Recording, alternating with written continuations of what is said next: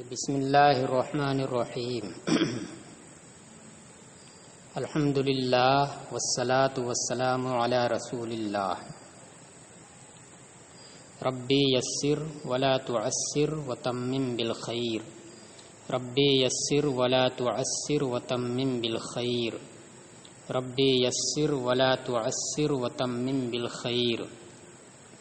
رب اشرح لی صدری ویسر لی امری واحلل عقدۃ من لسانی یفقهوا قولی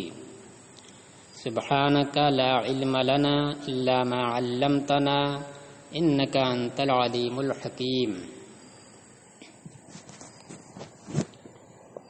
الباب الثانی فی النبوات ای المسائل التي يجب على المكلفين اعتقادها وهي متعلقة بالنبي صلى الله تعالى عليه وسلم مما يجب له ويمتنع عليه ويجوز في حقه عليه الصلاة والسلام كما يجب ذلك في حقه تعالى لأنه الركن الثاني من الإيمان۔ دیکھیے،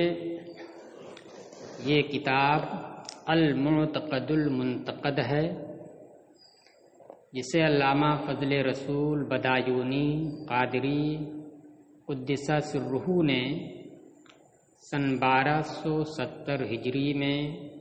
لکھا ہے۔ اس کا نام بھی تاریخی نام ہے، اور اس کی اہمیت کے پیش نظر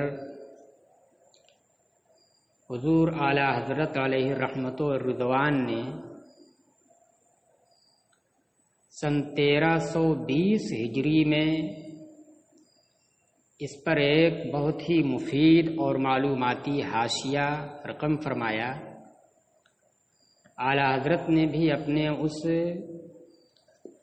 حاشیے کا نام تاریخی نام رکھتے ہوئے المستند المعتمد بناء نجات الابد منتخب فرمایا، یعنی اصل کتاب المعتقد المنتقد سن 1270 ہجری میں مرتب ہوئی، اور اس کے 50 سال کے بعد سن 1320 ہجری میں اعلیٰ حضرت نے یہ حاشیہ رقم فرمایا۔ یہ کتاب علم کلام میں ہے۔ علم کلام کو علم توحید بھی کہتے ہیں، علم ایمان بھی کہتے ہیں، علم عقائد بھی کہتے ہیں، مختلف اس کے نام ہیں۔ اس کتاب میں مصنف علیہ الرحمہ نے ایک مقدمہ لکھا ہے، اور اس مقدمے کے اندر ابتدائی علم کلام سے متعلق کچھ باتیں لکھی ہیں۔ انہی باتوں میں علم کلام کی تعریف، اس کا موضوع اور اس کی غرض و غایت بھی رقم فرمائی ہے، اور پھر اس کے بعد اس میں 4 ابواب باندھے ہیں۔ پہلا باب الہیات کے بیان میں ہے،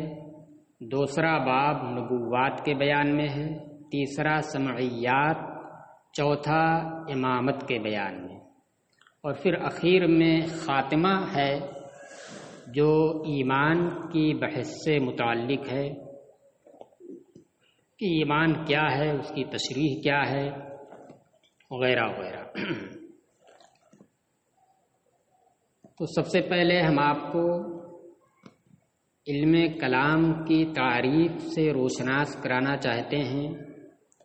خود مصنف نے اس کی جو تعریف کی ہے وہ یہ کی ہے کہ علم کلام وہ علم ہے جس سے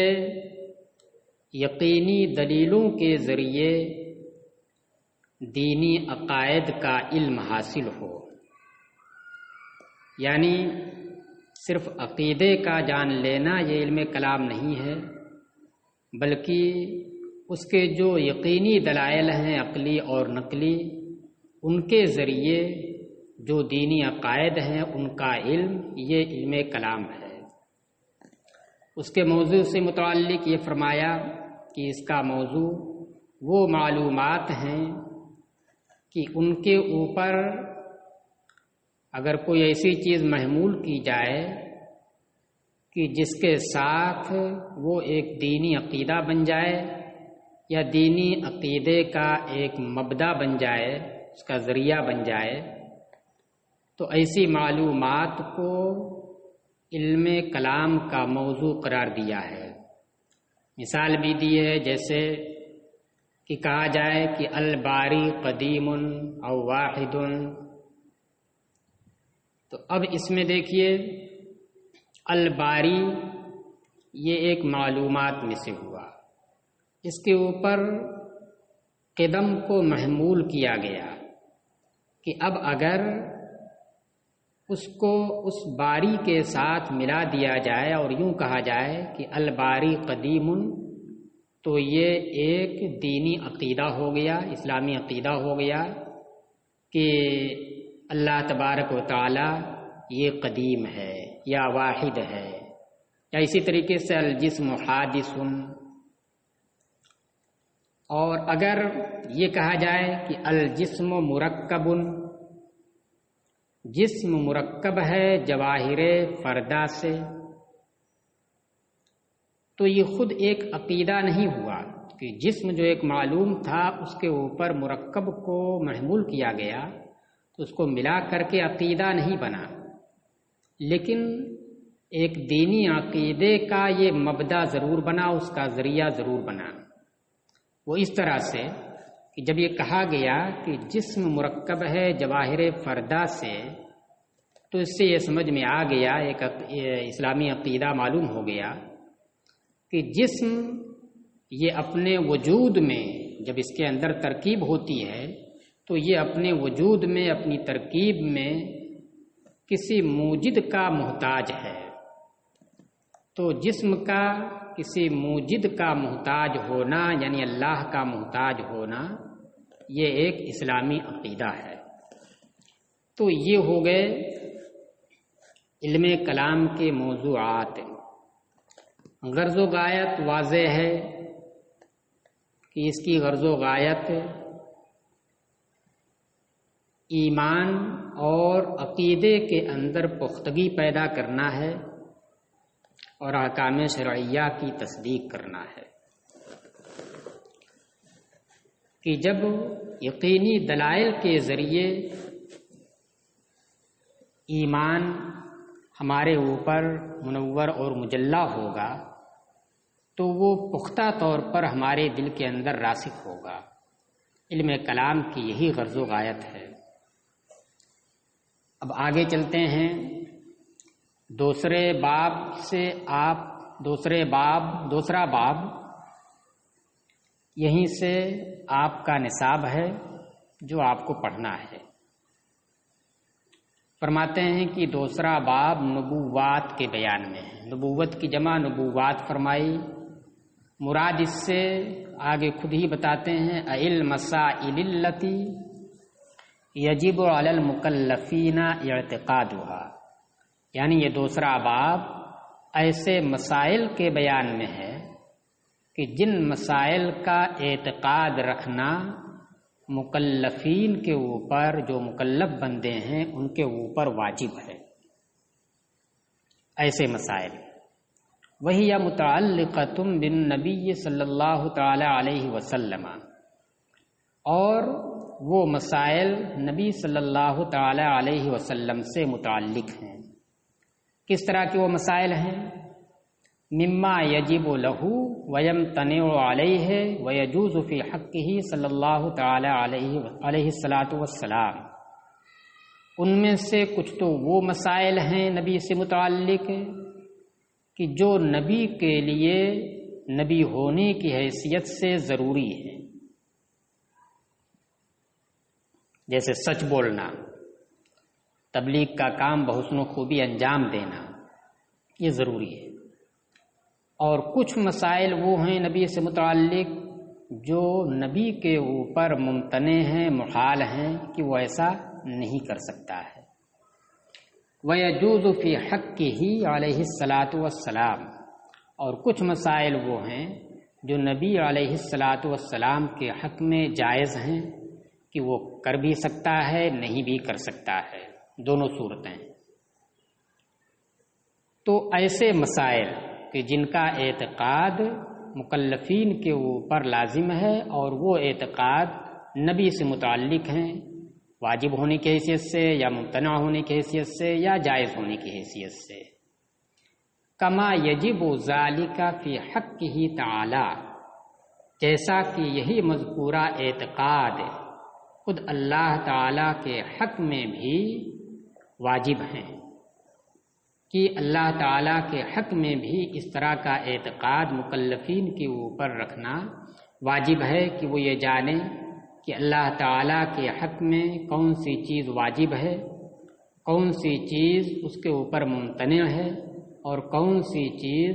اس کے لیے جائز اور ممکن ہے۔ تو اسی طریقے سے یہ تینوں قسم کے جو مسائل ہیں وہ نبی سے بھی متعلق ہیں۔ اس باب نبوات میں انہی باتوں سے بحث ہوگی جن کا تعلق نبی سے ہے۔ تو کیوں یہ واجب ہے؟ کہہ رہے لِأَنَّهُ الرُّكْنُ الثَّانِي مِنَ الْإِيمَانِ، کیونکہ یہ ایمان کا رکن ثانی ہے، یعنی اللہ تبارک و تعالی یہ رکن اول ہے اور نبی صلی اللہ علیہ وسلم یہ رکن ثانی ہے، کہ پہلے اللہ کی الوہیت کا اقرار کرے اور پھر اس کے بعد نبی کی نبوت اور رسالت کا اقرار کرے۔ تو اللہ کی الوہیت کا اعتقاد یہ رکن اول ہوا ایمان کا، اور نبی کی نبوت کا اعتقاد اور جو مسائل ان سے متعلق ان کا اعتقاد یہ رکن ثانی ہوا، لہذا یہ بھی ضروری ہے۔ قال القاضی من یجہل ما یجب للنبی او یجوز او یستحیل علیہ ولا یعرف صور احکامہ لا یؤمن ان یعتقد فی بعضها خلاف ما ہی علیہ ولا ینزہہ اما لا یجوز ان یضاف الیہ فیہلک من حیث لا یدری ویسقط فی حوۃ الدرک الاسفل من النار۔ قاضی عیاض رحمۃ اللہ تعالی علیہ شرح شفا کے اندر فرماتے ہیں کہ جو شخص ان باتوں سے ناواقف ہو جو باتیں نبی کے لیے ضروری ہیں یا جائز ہیں یا نبی کے اوپر محال ہیں، ان سے ناواقف ہو، ولا یعرف صور احکامہ، اور ان امور کے احکام کی جو صورتیں ہیں ان سے بھی وہ ناواقف ہو، کہ ان امور کے احکام کی جو صورتیں ہیں کہ ایسا اعتقاد رکھنا کیسا ہے، اس کے خلاف جانے کا حکم کیا ہے، تو ان چیزوں سے جو ناواقف ہو تو قاضی عیاض کہتے ہیں کہ لا یؤمن ان یعتقد فی بعضها خلاف ما ہی علیہ، تو اسے اس بات سے محفوظ نہیں جانا جا سکتا، لا یؤمن مجھول، اسے اس بات سے مامون اور محفوظ نہیں رکھا جا سکتا، نہیں جانا جا سکتا کہ وہ ان امور میں سے بعض کے بارے میں اس کے خلاف اعتقاد رکھے کہ جس کے اوپر یہ امور ہیں، یعنی خلاف واقع بعض چیزوں کے بارے میں اعتقاد رکھ لے۔ ولا ینزہہ اما لا یجوز ان یضاف الیہ، اور نبی کو ان چیزوں سے پاک اور صاف نہ رکھے کہ جن چیزوں کی نسبت نبی کی جانب کرنا جائز نہیں ہے، یعنی جب وہ یہ نہیں جانے گا تو بہت ممکن ہے کہ وہ ان میں سے بعض امور میں سے ایسے چیزوں کا ایسا اعتقاد رکھ لے کہ جو خلاف واقع ہے، واقع اس کے خلاف ہے، اور پھر اس کے بعد نبی کی جانب ایسی چیز کی نسبت کر لے کہ جس کی نسبت کرنا نبی کی جانب جائز نہیں ہے، جیسے کہ یہ نسبت کر دے کہ نبی جھوٹ بھی بول سکتا ہے معاذ اللہ، یا ایک شریعت سے ناواقف بھی ہو سکتا ہے، یا اس طرح کی جو بھی باتیں ہیں جب وہ نہیں جانے گا تو کچھ بھی وہ کر سکتا ہے، اس بات کا اندیشہ ہے۔ فَيَهْلِكُ مِنْ حَيْثُ لَا يَدْرِي، تو وہ اس طرح سے ہلاک ہو جائے گا کہ اسے معلوم بھی نہیں ہو پائے گا کہ وہ کیسے ہلاک ہو گیا. من حیث لا یدری، یعنی انجانے میں، بغیر جانے ہوئے وہ ہلاکت کے گڈھے میں گر جائے گا اور اسلام سے اس کا ناطہ ختم ہو جائے گا. وَيَسْقُطُ فِي هُوَّةِ الدَّرْكِ الْأَسْفَلِ مِنَ النَّارِ، اور جہنم کے نچلے طبقے کے گڑھے میں گر پڑے گا. وہ انجانے میں، اسے خبر بھی نہیں ہوگی. ہوۃ المانے گڑھا. اذ ظن الباطل به واعتقاده ما لا يجوز عليه یحل بصاحبہ دار البوار، اس لیے کہ نبی کے بارے میں باطل کا گمان کرنا، نبی کے بارے میں باطل کا گمان کرنا، ظن مضاف ہے مصدر ہے اور الباطل مضاف ہے، یہ مصدر کا مفعول بھی فاعل نہیں ہے. اس لیے کہ نبی کے بارے میں باطل کا گمان کرنا اور نبی کے بارے میں ایسی چیز کا اعتقاد رکھنا کہ جو نبی کے اوپر جائز نہیں ہے، تو ایسا کرنا یہ ایسا اعتقاد رکھنے والے کو ہلاکت کے گھر میں لا اتارتا ہے. حل یحلو کے معنی ہوتا ہے اترنا، نازل ہونا. یہاں پر جو با صلہ لگا ہے مفعول کے اوپر بصاحبہ، وہ تعدیہ کے لیے، اس لیے معنی کیا ہوگا؟ لا اتارے گا. اس لیے کہ نبی کے بارے میں باطل گمان رکھنا اور ایسی چیز کا اعتقاد رکھنا جو نبی کے اوپر جائز نہیں ہے، ایسا اعتقاد رکھنے والے کو بصاحبہ میں جو ہا ضمیر ہے، اس ضمیر کا مرجع ظن باطل و اعتقاد باطل ہے، کہ ایسا اعتقاد رکھنے والے کو ہلاکت کے گھر میں لا اتارتا ہے. وَلِهَذَا الْمَعْنَى مَحْتَاطَ النَّبِيُّ صلی اللہ علیہ وسلم عن الرجلین اللذین رآیاہ لیلا وهو معتکف فی المسجد مع صفیہ. اسی معنی کی وجہ سے کہ کہیں دیر نہ ہو جائے اور سامنے والا اعتقاد کے اعتبار سے، دین کے اعتبار سے ہلاکت کے گڑھے میں نہ گر جائے، نبی کریم صلی اللہ علیہ وسلم نے ایسے دو شخصوں سے احتیاط فرمائی، جن دو شخصوں نے نبی کریم صلی اللہ علیہ وسلم کو رات کے وقت دیکھا جبکہ آپ مسجد کے اندر معتکف تھے، اور حضرت صفیہ کے ساتھ ان دونوں شخصوں نے حضور کو رات کے وقت میں دیکھا. مطلب یہ ہے کہ پوری حدیث ہے، بخاری شریف میں بھی ہے، مسلم شریف میں بھی ہے. حضرت ام المؤمنین حضرت صفیہ ابن حویہ ابن اخطب سے مروی ہے. وہ کہتے ہیں کہ نبی کریم صلی اللہ تعالی علیہ وسلم معتکف تھے، تو میں رات کے وقت ان کی زیارت کرنے کے لیے، ان سے ملاقات کرنے کے لیے ان کے پاس گئی، ان سے جا کر کے گفتگو کی اور پھر واپس اپنے حجرے میں آنے لگی. کھڑی ہوئی تو نبی کریم صلی اللہ علیہ وسلم بھی کھڑے ہوئے. میں نکلی، اتنے میں رات کے وقت میں دو انصاری صحابی تھے، وہ گزر رہے تھے، انہوں نے دیکھ لیا. اور جب ان دونوں نے دیکھا کہ اتنی رات میں ایک خاتون نبی کریم صلی اللہ علیہ وسلم کے ساتھ ہیں، تو وہ شرم کے مارے تیزی سے اپنے قدم آگے بڑھانے لگے. تو انہوں نے اگرچہ حضور کے بارے میں غلط گمان نہیں کیا تھا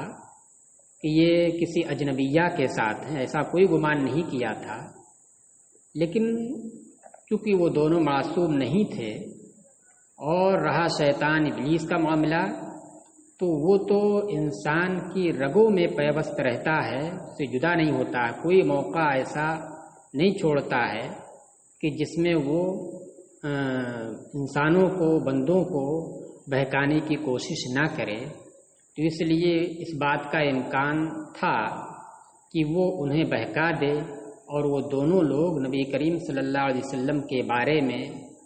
ایک اجنبی عورت کے ہونے کی تہمت لگا دیں، اگرچہ انہوں نے ایسا نہیں کیا تھا. تو اس وجہ سے اگر ایسا کر دیتے تو بلا شبہ وہ نبی کریم صلی اللہ علیہ وسلم کے بارے میں ایسی چیز کا اعتقاد کر لیتے کہ جو حضور کے لیے محال تھی اور اس کی وجہ سے وہ ہلاکت کے گڑھے میں گر جاتے، اس لیے نبی کریم صلی اللہ علیہ وسلم نے انہیں روکا۔ جب وہ آگے بڑھنے لگے تو انہیں روکا اور کہا علی رسلکما، آپ لوگ تیزی سے مت جائیے، ٹھہریے۔ اور پھر اس کے بعد ان سے فرمایا فقالا لہما، پس سرکار نے ان دونوں سے فرمایا انہا صفیۃ، یہ صفیہ ہے، یعنی یہ گمان نہیں ہونا چاہیے کہ یہ کوئی اجنبی خاتون ہے اس رات میں جن کا میرے پاس آنا قابل اعتراض ہو، بلکہ یہ میری بیوی ہیں اور تمہاری ماں ہیں، ام المؤمنین حضرت صفیہ ہے۔ ثم قال لهما الشیطان یجری من ابن آدم مجری الدم، پھر فرمایا ان دونوں سے کہ شیطان ابن آدم کے خون کی رگوں کے اندر جاری رہتا ہے۔ اس کا حقیقی معنی بھی ہو سکتا ہے کیونکہ اللہ اس بات پر قادر ہے کہ انسان کی رگوں کے اندر جس طرح سے خون دوڑ رہا ہے اسی طریقے سے شیطان کو بھی اس کے اندر جاری کر دے، اور مجازی معنی بھی ہو سکتا ہے، اس سے مراد حقیقی نہیں بلکہ اس کا مطلب یہ ہے کہ جس طریقے سے رگوں کے اندر خون جاری رہتا اس سے الگ نہیں ہوتا ہے، اسی طریقے سے یہ شیطان بھی انسان کے ساتھ ہمیشہ لگا رہتا ہے اور انسان کو بہکانے کا کوئی بھی موقع ہاتھ سے نہیں جانے دیتا ہے۔ یہ سرکار کے فرمانے کا مطلب ہے۔ مطلب یہ ہوا کہ اگرچہ ان لوگوں نے تہمت نہیں لگائی، غلط اعتقاد نہیں کیا، لیکن شیطان کو بہکانے میں دیر نہیں لگتی، وہ برابر لگا رہتا ہے، لہذا وہ بہکا سکتا ہے، اور جب بہکا دے گا تو بہت ممکن ہے کہ تمہارے دلوں کے اندر ایسی چیز ڈال دے جس کی وجہ سے تم ہلاکت کے گڑھے میں گر جاؤ۔ پھر فرمایا سرکار نے دونوں سے کہ شیطان ابن آدم کی خون کی رگوں میں جاری رہتا ہے۔ وَإِنِّي خَشِيتُ أَن يَقْذِفَ فِي قُلُوبِكُمَا شَيْئًا فَتَهْلِكَا، اور مجھے اس بات کا اندیشہ ہوا کہ کہیں وہ تمہارے دلوں کے اندر کوئی چیز ڈال نہ دے اور تم ہلاک نہ ہو، تم دونوں ہلاک نہ ہو جاؤ۔ تو دیکھیے بتانا یہ ہے کہ نبوت سے متعلق جو باتیں ہیں کہ نبی کے بارے میں کیا چیز واجب ہے، کیا چیزیں ممتنع ہیں اور کیا چیزیں جائز ہیں، اس کا جاننا ہمارے لیے اشد ضروری ہے۔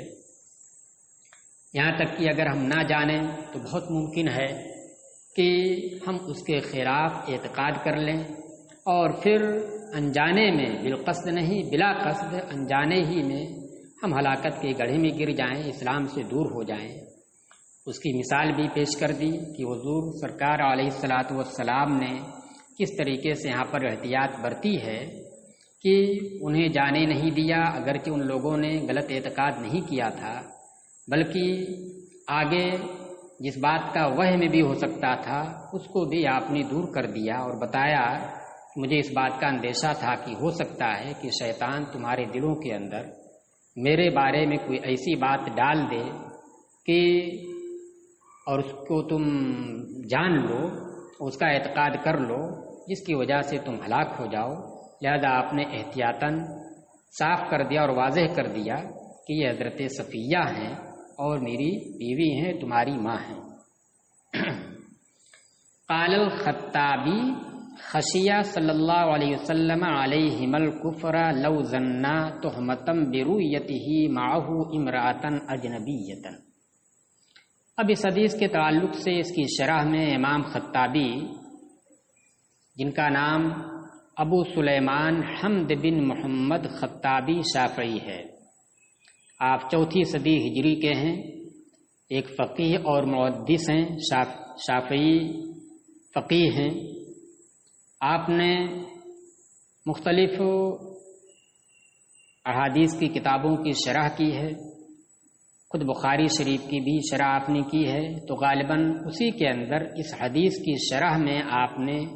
یہ چیز فرمائی ہے، اور جو آپ نے درج کیا وہاں پر وہ غالباً خود امام شافعی کا فرمان ہے، اسی کو آپ نے نقل کیا ہے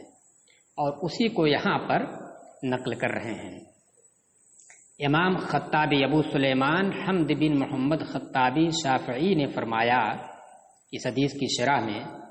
کہ خشیہ صلی اللہ علیہ وسلم علیہم الکفر، کہ نبی صلی اللہ تعالی علیہ وسلم نے ان دونوں کے اوپر کفر کا اندیشہ کیا، اس تقدیر پر کہ لو ظنا تہمتم برؤیتہ معہ امراتن اجنبیۃ،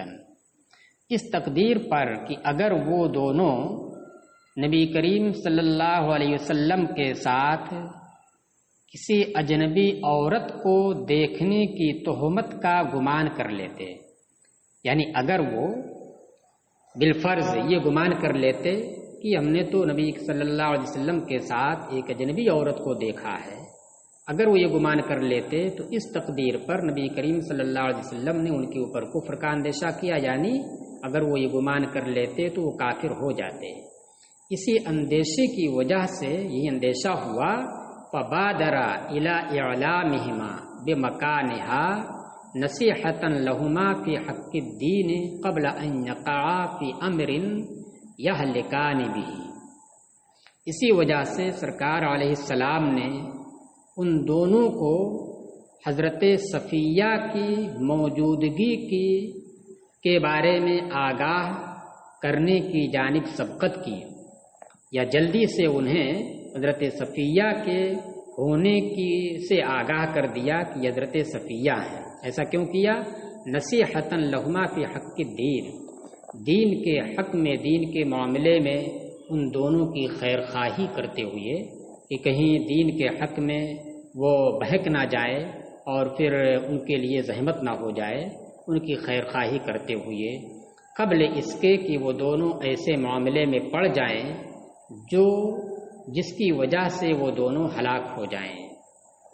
تو امام خطابی کے کہنے کا مطلب یہ ہوا کہ سرکار علیہ السلام نے جو یہ احتیاط برتی تھی کہ ان دونوں کو روک کر کے اور حقیقت حال سے آگاہ کیا، تو وہ اس وجہ سے آگاہ کیا کیونکہ سرکار نے ان دونوں کے اوپر اس تقدیر پر کفر کا اندیشہ کیا کہ اگر کہیں ان دونوں نے میرے ساتھ کسی اجنبی عورت کے دیکھنے کی تہمت لگا دی تو بلا شبہ وہ کافر ہو جائیں گے۔ اس اندیشے کی وجہ سے سرکار علیہ السلام نے خود آگے بڑھ کر کے سبقت کرتے ہوئے ان دونوں کو قبل از وقت ہی بتا دیا کہ یہ کوئی اجنبی عورت نہیں ہے بلکہ یہ صفیہ ہیں جو ام المؤمنین ہیں، میری زوجہ ہیں۔ ایسا کر کے سرکار نے ان دونوں کی دینی معاملے میں خیرخواہی فرمائی، ورنہ بہت ممکن تھا کہ وہ دونوں غلط اعتقاد رکھ کر کے، غلط تہمت لگا کر کے ہلاک ہو سکتے تھے۔